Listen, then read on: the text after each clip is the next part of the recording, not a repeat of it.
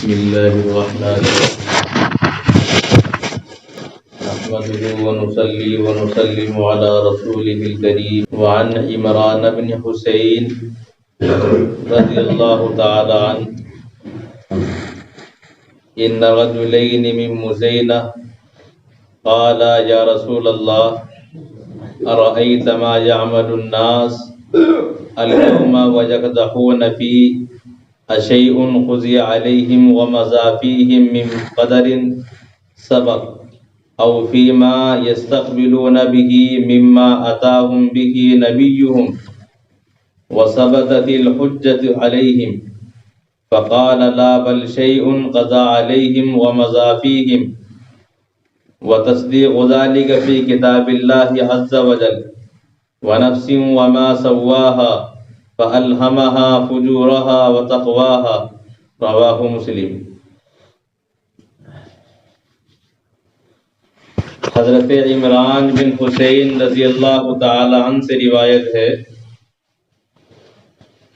کہ دو آدمی قبیلہ مزینہ کے رسول اللہ صلی اللہ علیہ وسلم سے سوال کرتے ہیں کہ اے اللہ کے رسول، ہمیں خبر دیجیے کہ لوگ آج کل جو عمل کرتے ہیں اور جس میں محنت کرتے ہیں، مشقت اٹھاتے ہیں، کیا وہ چیز ہے جو ان پر طے کی جا چکی ہے اور پہلے سے تقدیر میں لکھی جا چکی ہے، یا اس چیز میں سے ہے جو آئندہ آنے والی ہے، اس چیز میں سے جن کو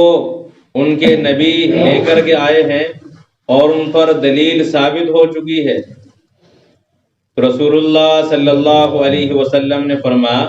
بلکہ وہ چیز ہے جو ان پر لکھی جا چکی ہے اور ان پر طے ہو چکی ہے، اور اس کی تصدیق اللہ تعالی کی کتاب میں ہے۔ وَنَفْسٍ وَمَا سَوَّاهَا فَأَلْهَمَهَا فُجُورَهَا وَتَقْوَاهَا، انسان کی قسم اور جو انسان کو بنایا ہے اس بنانے کی قسم، پس اللہ تعالی نے ان کو اچھائی کا اور برائی کا راستہ الہام کیا ہے۔ رواہ مسلم، اس روایت کو امام مسلم نے نقل کیا۔ تقدیر میں جو کچھ لکھا جا چکا ہے اسی کے مطابق دنیا میں انسان اعمال کرتا ہے۔ اس مذکورہ روایت سے یہی بات ثابت ہوتی ہے کہ دو آدمیوں نے رسول اللہ سے سوال کیا کہ انسان جو عمل کرتا ہے، نیک عمل کرو یا برا عمل، وہ نمازیں پڑھتا ہے، روزے رکھتا ہے، زکوٰۃ دیتا ہے، اسی طرح وہ شراب سے بچتا ہے، زنا سے بچتا ہے، جھوٹ سے، فریب سے بچتا ہے، اور بہت سے اعمال، نمازیں بھی چھوڑتے ہیں، زکوٰۃ بھی چھوڑتے ہیں، روزے بھی چھوڑتے ہیں، اور گناہوں کے اندر ملوث ہیں، شراب استعمال کی، زنا کیا، جھوٹ بولا، غیبت کی، بہتان لگائے، قتل کیا۔ رسول اللہ سے سوال کیا گیا کہ انسان جو بھی عمل کرتا ہے یہ اعمال پہلے سے لکھے جا چکے ہیں اسی کے مطابق کرتا ہے،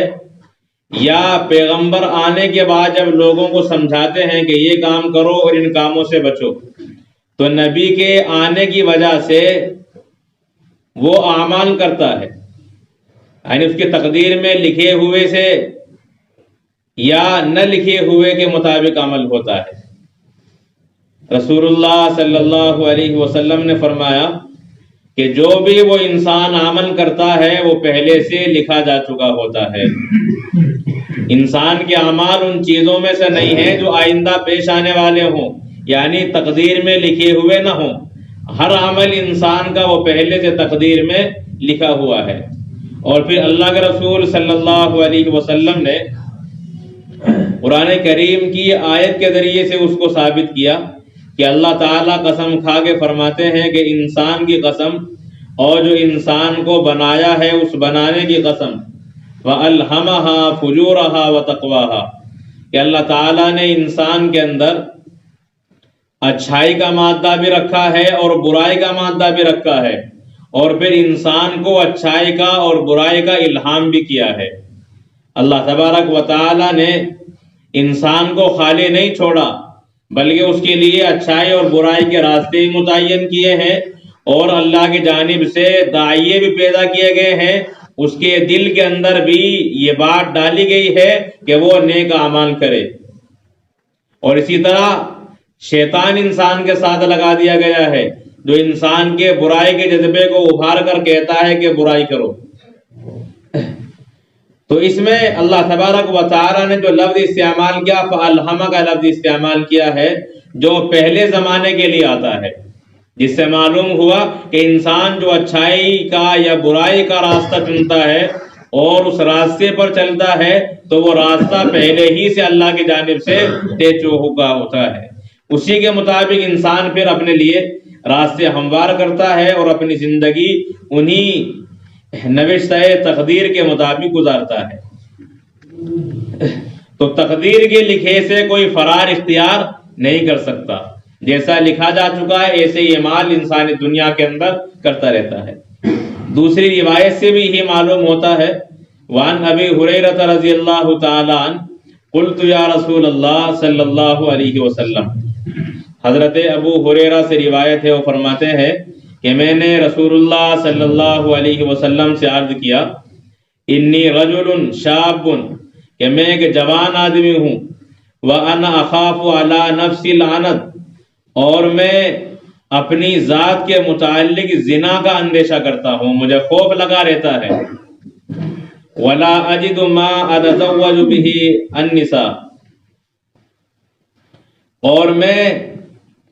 عورت سے نکاح کرنے کی طاقت نہیں رکھتا، میرے پاس اسباب نہیں ہے، کھانے کے لیے نہیں ہے، نکاح کے لیے کیا ہوگا؟ کأنہ یستأذنہ فی الاختصاء، گویا کہ حضرت ابو ہریرہ رضی اللہ تعالی عنہ نے خصی ہونے کی اجازت مانگی اس سوال کے اندر، کہ میں جوان آدمی ہوں، مجھے خطرہ ہے میں گناہ کے اندر زنا میں ملوث نہ ہو جاؤں، اور میں نکاح کروں تو نکاح کرنے کی طاقت نہیں ہے۔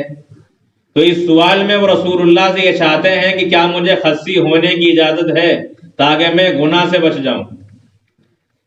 یہ صحابہ کرام کا جذبہ ہے کہ وہ گناہ کے خطرے سے بچنے کے لیے، کہیں وہ زنا میں اللہ کے نافرمانی مبتلا نہ ہو جائے، اپنے بدن کے حصے کو کاٹنا چاہتے ہیں، اور خصی ہونے تک کی اجازت رسول اللہ سے سوال کے اندر مانگتے ہیں۔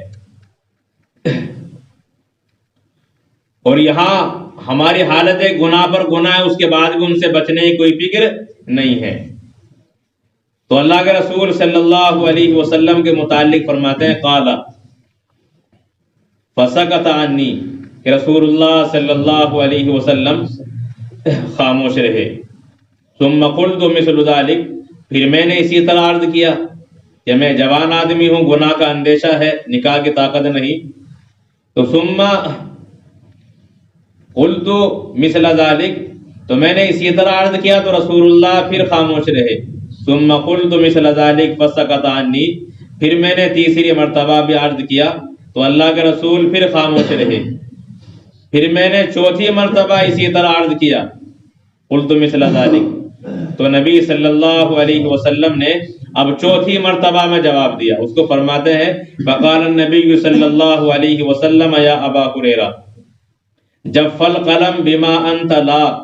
واختص على ذلك او ذر، رواہ البخاری۔ نبی اکرم صلی اللہ علیہ وسلم نے جواب میں ارشاد فرمایا، ہے ابو ہریرہ، تیرے ساتھ جو کچھ پیش آنے والا ہے قلم لکھ کر خشک ہو چکا ہے، بس آپ خصی ہوں یا خصی ہونے سے بچیں، جو قلم لکھ چکا ہے وہ ہو کر رہے گا۔ چنانچہ دنیا میں بے شمار مثالیں ہیں، ایک آدمی کی نسبندی ہو جاتی ہے، اس کے باوجود بھی اس کے یہاں اولاد ہوتی ہے۔ اس طرح کی اگر آپ مثالیں دیکھیں گے موجودہ زمانے میں، اس کی مثالیں بہت ساری آپ کو مل جائیں گی، اور آپ زیادہ جانتے ہوں گے کیونکہ یہ پہلے مرحلہ آپ کے زمانے میں ہو چکا ہے۔ تو اللہ کے رسول علیہ الصلوۃ والسلام نے یہاں بھی حضرت ابو ہریرہ کو تقدیر ہی کے ذریعے سے سمجھایا ہے کہ اللہ تعالیٰ نے جو طے کر رکھا ہے اس کے خلاف نہیں ہو سکتا۔ اگر اللہ کی جانب سے طے ہے آپ کا گناہ کے اندر ملوث ہونا تو آپ خصی اگر ہو جائیں گے تب بھی گناہ میں گرفتار ہو جائیں گے، اور اگر اللہ تعالیٰ نے آپ کو محفوظ رکھا ہے تو اگر آپ خصی نہ بھی ہو تب بھی آپ گناہ سے محفوظ رہیں گے۔ اس لیے کہ اللہ تبارک و تعالیٰ نے قلم کے ذریعے سے تقدیر میں لکھوا دیا ہے، اور قلم لکھنے کے بعد خشک ہو چکا ہے، اب جو کچھ اس نے لکھا ہے وہ لوح محفوظ میں موجود ہے، نوشتہ تقدیر ہے، اب اس کے خلاف نہیں ہو سکتا۔ چنانچہ حضرت ابو ہریرہ ایسے ہی رہے، اور پھر بعد میں اللہ تعالیٰ نے طاقت دی، اسباب پیدا ہوئے، اور آپ نے نکاح کیا اور آپ کے یہاں اولاد بھی ہوئی۔ تو اس روایت سے ایک تو گناہ سے بچنے کا کتنا جذبہ ہے صحابی کے درمیان یہ معلوم ہوا، اور دوسری بات یہ معلوم ہوئی کہ انسان جو تدبیر کرتا ہے یہ تدبیر تقدیر پر غالب نہیں آتی، بلکہ تدبیر بھی تقدیر ہی کے تابع ہوتی ہے۔ انسان اسباب اختیار کرتا ہے، اور ان اسباب اختیار کرنے کے باوجود اللہ تبارک و تعالیٰ کا نوشتہ تقدیر ہی غالب آتا ہے، اور وہی ہو کر رہتا ہے جو من جانب اللہ طے کیا جا چکا ہے۔ اس لیے کوئی بھی انسان تقدیر سے فرار اختیار نہیں کر سکتا۔ ہر انسان کے ساتھ معاملہ جو اللہ نے طے کیا ہے تقدیر کے اندر موجود ہے، کتنا ہی انسان اس سے بھاگتا رہے، فرار اختیار کرتا رہے، اس سے بچنے کی تدبیریں سوچتا رہے، عمل میں لاتا رہے، مگر اس سے فائدہ نہیں ہوگا